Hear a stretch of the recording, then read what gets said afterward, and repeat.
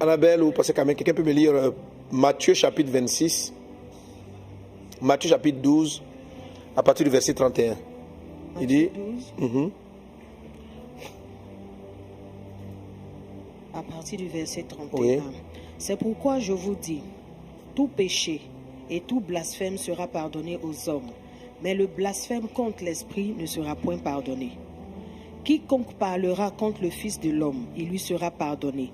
Mais quiconque parlera contre le Saint-Esprit, il ne lui sera pardonné ni dans ce siècle-ci, ni dans le siècle à venir.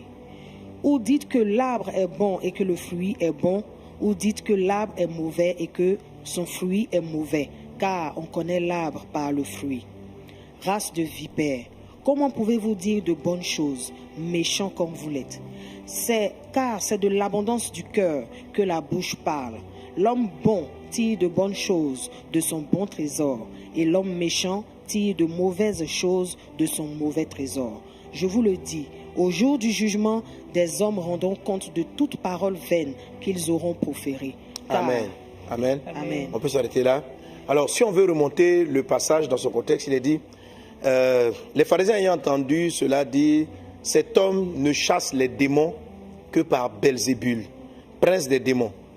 Comme Jésus connaissait leurs pensées, il leur dit, tout royaume divisé contre lui-même est dévasté, et toute ville ou maison divisée contre elle-même ne peut subsister. Si Satan chasse Satan, il est divisé contre lui-même. Comment donc son royaume subsistera-t-il? Et si moi je chasse les démons par Belzébul, vos fils par qui les chassent-ils? C'est pourquoi ils seront eux-mêmes vos juges. Mais si c'est par l'Esprit de Dieu que je chasse les démons, le royaume de Dieu est donc venu vers vous. Ou comment quelqu'un peut-il entrer dans la maison d'un homme fort et piller ses biens sans avoir auparavant lié cet homme fort? Alors seulement il pillera sa maison, etc. Ok? Amen. Alors, Jésus a donné cette réponse parce que les gens trouvaient dans sa manière de faire, ils ont voulu associer sa façon de faire à Satan, à Belzébul, au prince des démons. Donc on dit que le pouvoir qu'il avait, les choses qu'il réussissait à faire, les miracles qu'il faisait étaient d'origine démoniaque. Et Jésus va leur dire ceci, il va leur dire, faites attention, vous pouvez m'injurier, vous pouvez blasphémer contre moi, ça peut passer.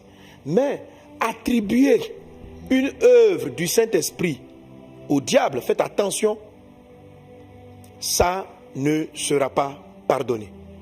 Alors vraiment, ça me permet vraiment de mettre en garde, de dire aux personnes, vous savez, on ne peut pas empêcher les gens de critiquer, mais toi qui me suis, si tu es un bon frère en Christ, si tu es un bon chrétien, ce message t'est adressé pour que tu saches tu fasses attention aux choses que tu dis. Et Jésus va dire par la suite, donc, on reconnaît donc un prophète à son fruit.